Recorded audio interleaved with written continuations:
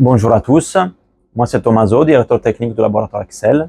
Et aujourd'hui dans ce podcast, nous allons traiter un sujet d'actualité et d'avenir pour la stabilité des vins rouges, les précipitations de quercétine.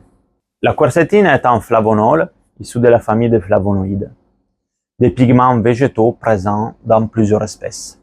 En particulier dans le raisin, elle se trouve au niveau de la pellicule et donc elle peut se retrouver en concentration importante dans les vins rouges.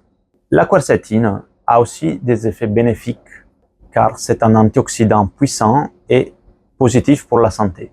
Cependant, quand sa concentration devient trop importante, elle peut provoquer des précipitats qui déprécient fortement le produit à cause de leur aspect très gluant, grisâtre, voire jaunâtre, qui provoque tout de suite une dépréciation forte du produit de la part du consommateur.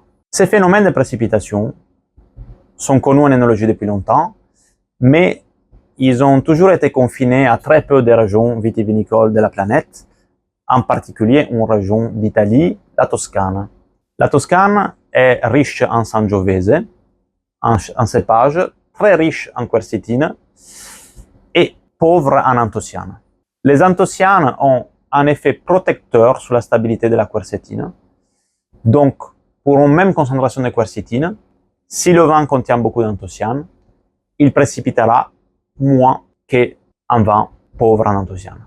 La synthèse de la quercétine est influencée par la température, l'ensoleillement et l'exposition des grappes au soleil, et également la sécheresse.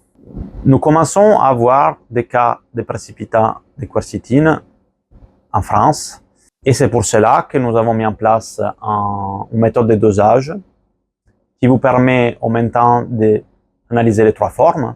La forme quercétine aglycone, donc la forme hydrolysée, libre, qui présente une faible solubilité et qui est la cause du précipitat. Et les deux formes glycosylées, une forme 3-glucoside et une forme 3-glucuronides. En analysant ces molécules, vous pouvez connaître le risque de précipitation, en particulier sur les cépages pauvres en anthocyanes. Et vous pourriez éventuellement envisager des solutions techniques pour abaisser la concentration de ces polyphénols.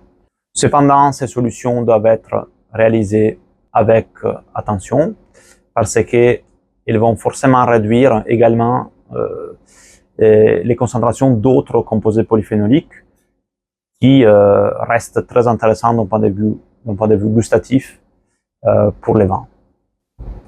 La méthode a été développée en HPLC DAD MAS et nous sommes à votre disposition pour tout renseignement technique sur ce sujet.